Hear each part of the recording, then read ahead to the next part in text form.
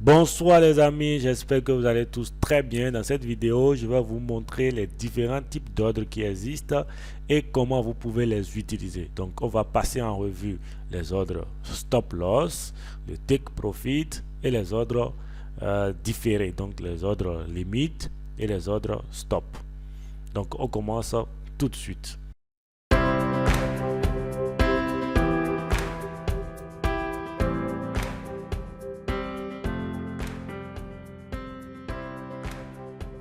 Alors donc, pour notre expérience, pour le travail que nous voulons faire, j'ai pris le graphique NZD JPYH1 et donc j'ai trouvé un triangle dessus. Donc je n'ai pas vraiment trié les graphiques, j'ai juste choisi au hasard et j'ai tracé juste le triangle. D'accord? Donc ça pourrait être aussi un support parce que celui qui utilise par exemple une stratégie avec des zones horizontales peut très bien tracer un support. D'accord?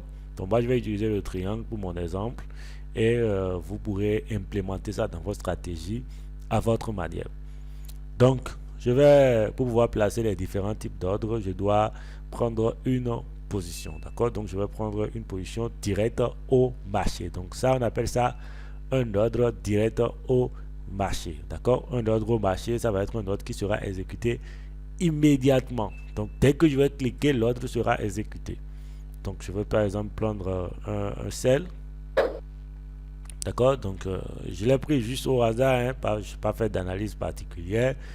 Mais ceci étant, on a un triangle. D'accord? Donc on a touché le haut du triangle et donc j'estime qu'on viendra peut-être toucher le bas du triangle et pourquoi pas casser le triangle, je ne sais pas. Donc qu'est-ce que je vais faire? Je vais placer mon stop loss. Alors, pour placer le stop loss, d'abord, il faut définir ce que c'est que stop loss, d'accord?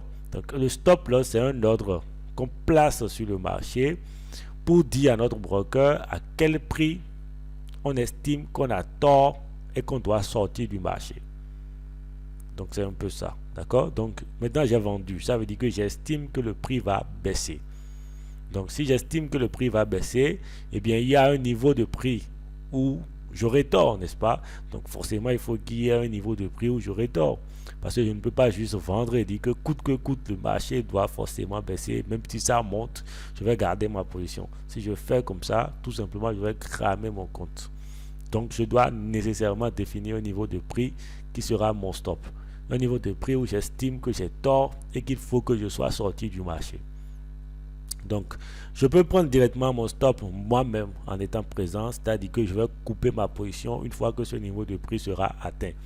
Mais très souvent, quand on prend position, par exemple, on n'est pas un scalper, on ne peut pas tout le temps attendre que notre niveau de prix stop soit atteint. Donc, on place l'ordre en attente et dès qu'on atteint ce prix, on est sorti du marché. Donc, par exemple, ici, si je vends, c'est que peut-être je compte, pas peut-être, c'est que je compte sur cette ligne-là, donc la ligne oblique qui est en haut. Je compte sur cette ligne pour repousser le prix. Donc je pense que cette ligne-là va faire obstacle au prix. Donc c'est pour ça que j'ai vendu. Du coup, le niveau de prix où j'aurai tort, c'est quand le marché aurait cassé cette ligne-là. Donc je dois placer mon stop loss juste au-dessus de la ligne en question. Donc, faites très attention à ne pas placer ça trop près de la ligne parce que le marché peut très bien faire un gros pin bar qui ira chercher votre stop loss et revenir dedans. Là, vous serez sorti alors que ce que vous avez prédit ou bien bon, ce que votre stratégie a prédit va tout simplement se produire.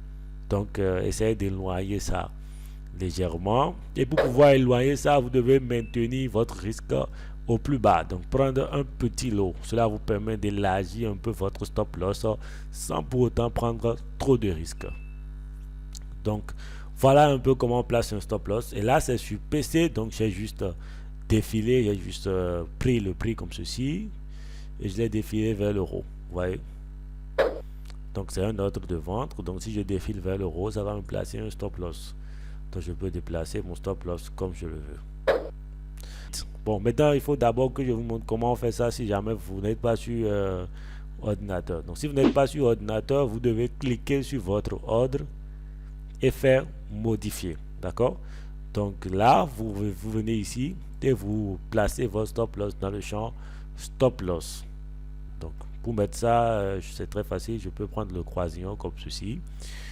Et là, je fais comme ça. Je cherche le niveau de prix qui correspond à mon stop loss.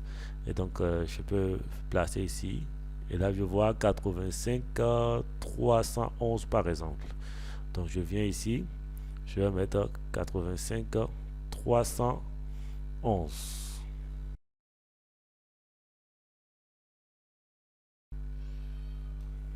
Alors, une fois que j'ai placé mon stop loss, si je veux quitter le marché, je peux par exemple placer aussi un take profit. Si j'ai placé mon stop loss, je dois aussi placer mon take profit si je le veux. Si dans ma stratégie, j'utilise les take profit.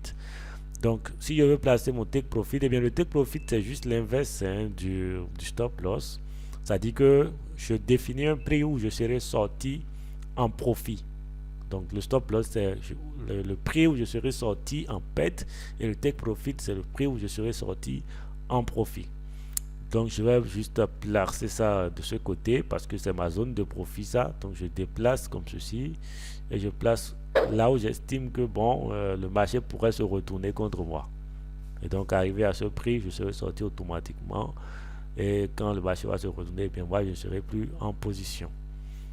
Donc, je peux aussi déplacer mon TP comme je le veux.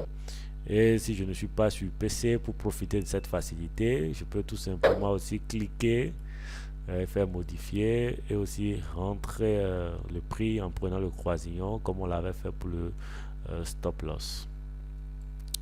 Donc, je vais par exemple effacer ceci et prendre l'exemple de quelqu'un qui veut utiliser un support, par exemple, si j'ai un support comme ceci, par exemple. Eh bien, qu'est-ce que je vais faire? Eh bien, je vais placer, je pourrais acheter, parce que si j'ai un support, il n'est pas conseillé que je sois en sell ici. Vous voyez un peu. Donc, si je suis à l'achat, je vais placer mon stop loss juste en dessous de la zone de support. Vous voyez? Et donc, comme je l'ai dit pour le cas du sell aussi, je ne dois pas mettre le stop loss trop proche de la zone parce que sinon on pourrait avoir des bougies comme ceci. Vous voyez ici où on a eu une longue mèche qui va tout simplement toucher et déclencher mon ordre et le marché va reprendre la hausse après. Vous voyez, donc là je serai tout simplement perdant. Donc je vais peut-être couper et prendre un achat pour vous montrer. Donc en même temps je profite pour vous montrer comment on coupe. Donc je fais juste un clic dessus et je fais couper. Voilà, donc j'ai fermé ma position. Donc si je veux utiliser par exemple le support pour prendre position, je dois acheter parce qu'on est sur un support. Donc je pourrais acheter. Ça, c'est sans compter sur le triangle. Donc là, je ne suis pas du tout en train de vous montrer comment trader, juste comment prendre les différents types d'ordres. Donc si je suppose que je veux acheter, donc je fais un achat comme ceci. Je dois mettre mon stop loss. Si je fais l'achat, je compte sur quoi? Je compte sur le support qui est ici. Donc je pense que le marché va rebondir sur le support. Et donc je dois mettre mon stop loss où? Eh bien juste derrière le support pour dire à mon broker, c'est sur le support que j'ai compté. Si jamais le support est cassé, eh bien je dois sortir parce que tout simplement j'ai tort et le marché pourrait couler. D'accord? Parce que comme on le sait, la cassure d'un support peut entraîner une longue baisse. Donc on peut placer notre stop loss juste ici. Et donc comme je vous l'ai dit, ne placez pas trop près. Donc placez un peu éloigné parce que sinon ce genre de bougie peut venir vous sortir du marché et le marché va reprendre son mouvement après. Donc prenez une taille de l'eau faible pour pouvoir placer votre stop loss un peu de façon un peu éloignée. Et donc si je veux placer mon TP, c'est pareil, je déplace et voilà, c'est tout.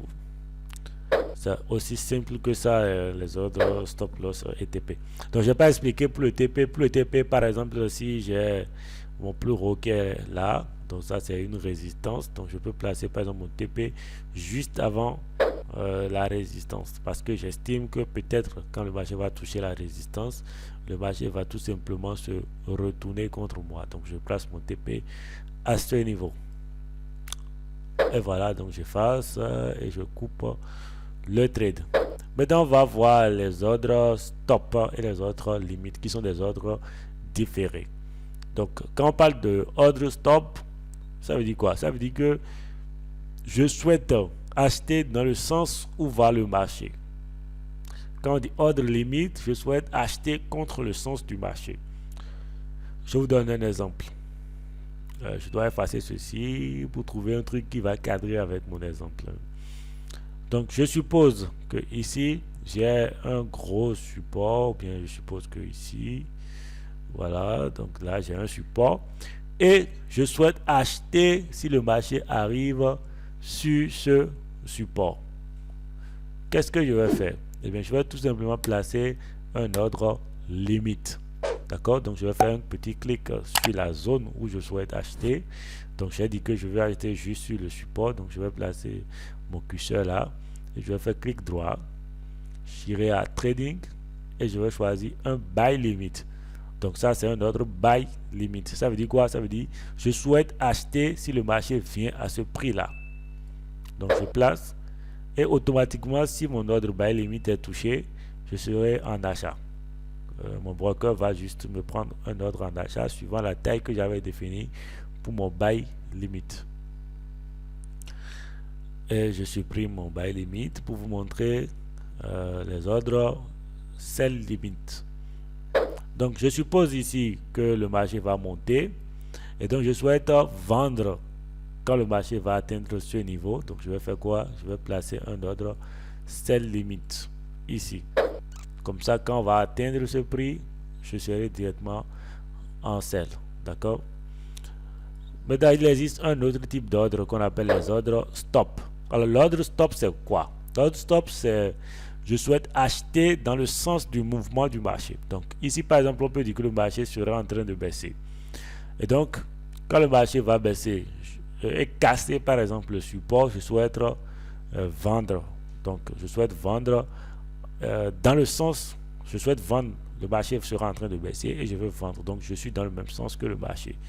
L'ordre limite, c'est dans l'autre sens. Mais l'ordre stop, c'est dans le même sens que le marché. Donc, je suppose que le marché continue de baisser. Donc, je me dis, si le marché continue de baisser et vient à casser le support, et bien, qu'est-ce que je veux? Je veux que un ordre sell soit placé automatiquement. Donc, je viens ici, je vais à sell stop et je place un sell stop juste en dessous de ma zone de support. Donc, ça veut dire, si on casse, je souhaite vendre. Si je place ici, ce sera un buy limit. Donc, je vais placer ici, par exemple, je peux placer ici un buy limit pour dire, si on touche, je veux acheter.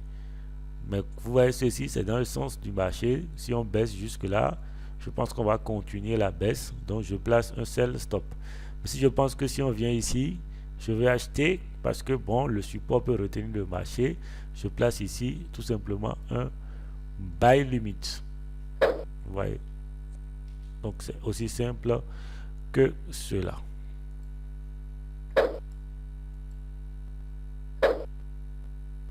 Et voilà, donc j'ai effacé un peu tous les ordres que j'ai mis. Merci d'avoir suivi la vidéo. On se retrouve une prochaine fois pour une nouvelle vidéo.